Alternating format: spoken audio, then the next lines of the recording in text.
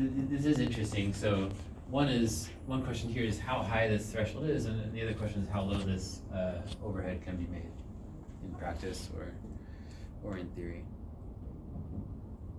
All right, so let me just give some more examples of what people have done with this kind of thing. So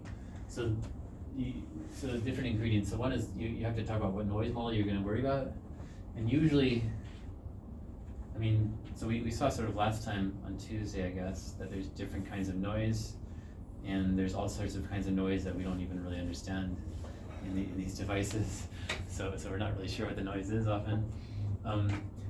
And of course, it's hard to simulate a quantum system. So usually what people do is, when we're talking about fault tolerance, when we're trying to simulate fault tolerance or something, we just assume that the noise model is something really simple, like stochastic polynoise, because that we can simulate using Gottesman-Knell.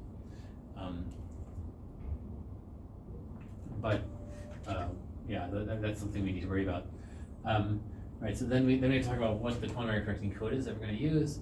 And then just talking about the code is not enough, but you have to talk about how you use the code. So this is what I'm calling the fault tolerance scheme on top of the error correcting code, because the same code can be used in very different ways. And the particular way you use the code is very important, actually. Okay, remark. If you know your noise model well, then you should try to deal with it at the hardware level, like with better calibration or something. Because, yeah, techniques for... So these kinds of threshold theorems and these encoding methods, they work in sort of arbitrary local noise, so they work very generally, but you do have this sort of inherent overhead, like you're blowing up the number of qubits by at least a factor of 5 or something, by a significant constant factor, and that's rather annoying. Because qubits are very expensive. So anything you can do to avoid using fault tolerance schemes is a good idea. This is a paper from Manny Knell from Nature, 2005.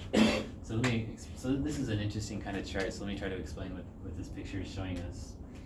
All right, so the x-axis is the error rate, and in this case, he's parameterizing it by the C0 error rate, and so this gamma it's a probability of a C0 gate. So he's modeling a C0 gate like this. A noisy C0 gate is equal to an ideal C0 gate. I don't know a good notation for this, so let's write it like that. Followed by a 2-qubit depolarization channel, where the depolarization channel, remember, it applies either IX, IY, IZ, XI, XY, XZ. Each of those non-trivial Pauli operators with probably a gamma over 15, because there's 15 2-qubit Pauli operators besides the identity. So that's what this gamma is, and then he defines also like a Hadamard will be the same kind of thing. So the noisy Hadamard, in his noise model, it's equal to an ideal Hadamard, followed by a 1-qubit depolarization channel with probably gamma prime, where gamma prime, I forget, you have to look at the paper, but it's probably like 1/2 gamma or something. I mean, so it's some nice relationship to gamma, which is just built into his paper. It's probably not super sensitive to how you define it. You just have to define it somewhere. So that means you have one parameter that defines all of the noise rates for all the different kinds of gates. You don't have to do a multi-dimensional plot. Right, so that's one axis. This axis is the overhead, and the way he's measuring the overhead is the number of, he's just counting the number of C0 gates, the number of physical C0 gates that you're using per qubit and gate. Per logical qubit? Yeah, I guess per logical, maybe per logical C0 gate or something. He's normalizing it correctly, I guess. Okay, so then what are these other curves? So, what are these numbers? 6, 5, 4. I don't know what the numbers are. These numbers. So what these numbers are? This is your the number of logical gates. So if the number of logical gates is 10 to the 3, then your target logical error rate is roughly 1 over 10 to the 3, 10 to the minus 3, and so you need like one level of cone. So for example, if your physical error rate is already below 10 to the minus 3, you don't need to any encoding, because you're done. Mhm. So the overhead is 0 or 1 or something. Right. But as soon as your physical error rate gets around 10⁻³ or higher, then you have to have at least one level of encoding. So this graph jumps up. You need this many CNOT gates, 100 CNOT gates or something. Your overhead goes up to 100. If your physical error rate is more than this, it looks like there's going to be another level of encoding. It's hard to see here, but I think there's a sort of a corner there.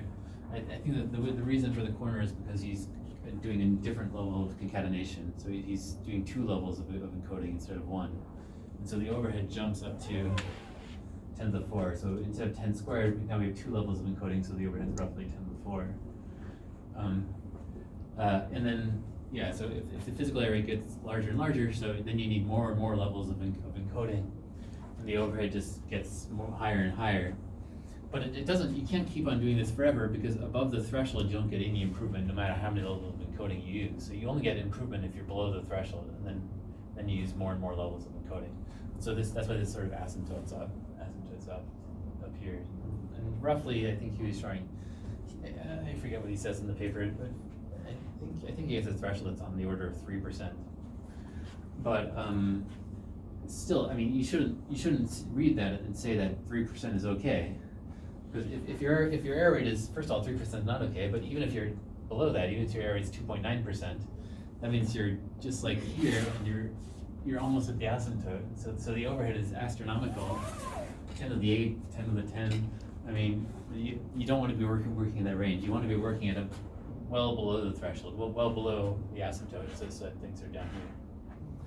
And so that's just this first curve. So these other curves are the same thing, but for different numbers of gates. So here, this is for if we want 10 to the 5 logical gates. So the logical error rate should be 10 to the -5. So we don't need any codes here. Here I need 1 level of encoding. Here I need 2 levels of encoding, 3 levels, 4 levels, and it gets bad. It's the same kind of thing. But you see it's scaling quite nicely in this direction. So as the number of logical gates grows, so as the logical error rate decreases, as our target logical error rate decreases, the overhead is not increasing badly. But it's interesting, like for the 10 to the 5 case, the overhead remains constant pretty much until like it goes past 10 to the -4 and it kind of goes up. But for the next case up 10 to the 8, you don't see that same behavior being constant for a while. Well, I mean, that's because it'll like it this probably curve goes that way, goes down yeah. to 10 minus 8 probably. Yeah, okay, right, okay. It's probably the same. Same, yeah. Yeah, I don't know. You can probably figure out lots of weird things. Like why is it flat and then it sort of goes up smoothly and then it jinks instead of a sharper corner. Is that because of the log scale? No, I think it's well maybe. I think it might be just because it's a post-selection based scheme. So. I think it might come from post-selection, but I'm not sure actually.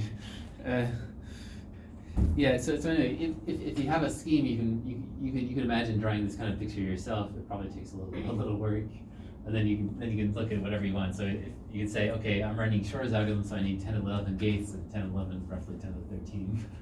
That's as close as I have. And so you just look at this at the x-axis, and you can figure out my physical error rate is 10 to the -3, and so therefore my overhead is 10 to the 5. Whatever. So that's how you can use this kind of diagram.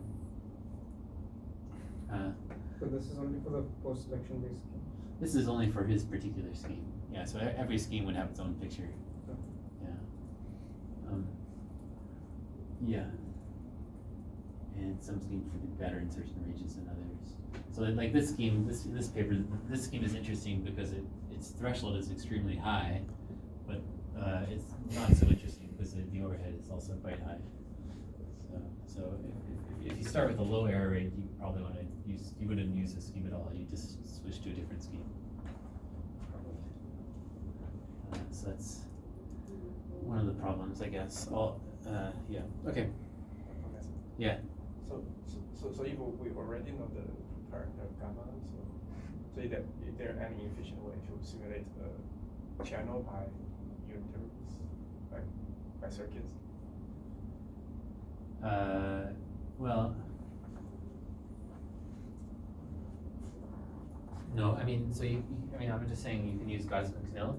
So in most quantum algorithms, like Shor's algorithm or something, most of the operations are rotations by weird angles. 1-qubit rotations by weird angles, which means that Gauss-McNeil does not apply because they're not Clifford gates. So you can't simulate them. But that's okay, because when you're actually doing a quantum computation, most of the work is not in running Shor's algorithm. Most of the work is in running the fault tolerance scheme. And in all these fault tolerance schemes, all the gates will be Clifford gates. So actually, even though you can't simulate Shor's algorithm, you can simulate the fault tolerance portion of it efficiently on a classical computer. So you can do this just on like a large, run it on a cluster or something, and you just run it many times, introducing stochastic polyhairs and pushing them through to see what they end up as. But yeah, if you have a non-polyerror, then I don't know. We were just talking about this. It becomes hard, I guess. So, But did we find there are packages that do this. We were looking at this QLAX. So if you're interested, maybe you should Google this.